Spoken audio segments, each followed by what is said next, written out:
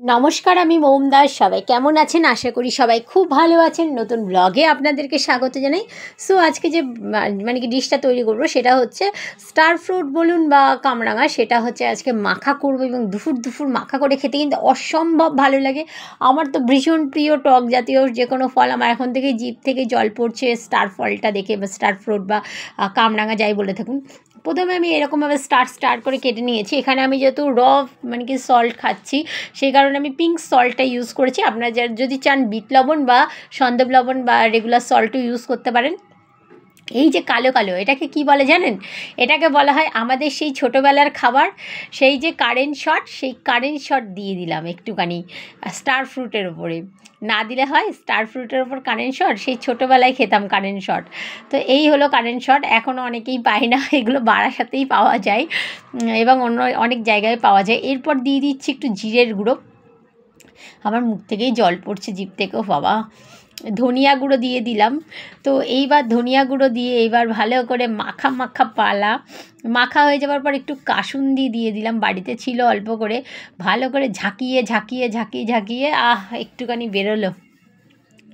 যাই হোক, বেশিটা দেবো না, কারণ এটা মাকে না দিয়েই খেতে হবে। বিকজ মা একদম টক জাতীয় খাবার সহ্য করতেই পারে না। টক খেলে দাঁত কিরকির করে মার। আমি টক খাই, মার দাঁত কিরকির করে। কি জানে বাবা, কি বলবো, এরকম পাবলিক আমি দেখিনি।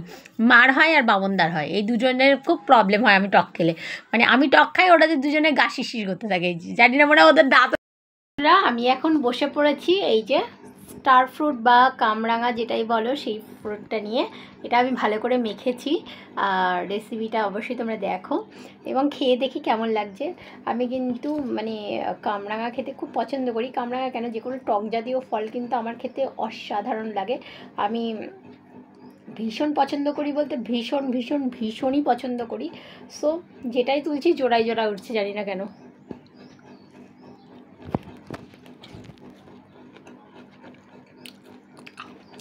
অসাধারণ। আর আমি মেখেছি কারেন্ট শট দিয়ে।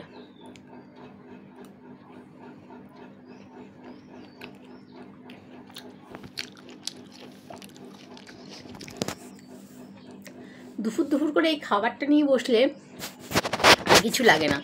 আর মাকে কামরাঙাটা দেবো না কেন, মা একদমই টক খেতে পারে না এবং টকটা পছন্দই করে না। আমার তো অসাধারণ লাগে, সেই কারণে আমি নিয়ে বসে পড়েছি।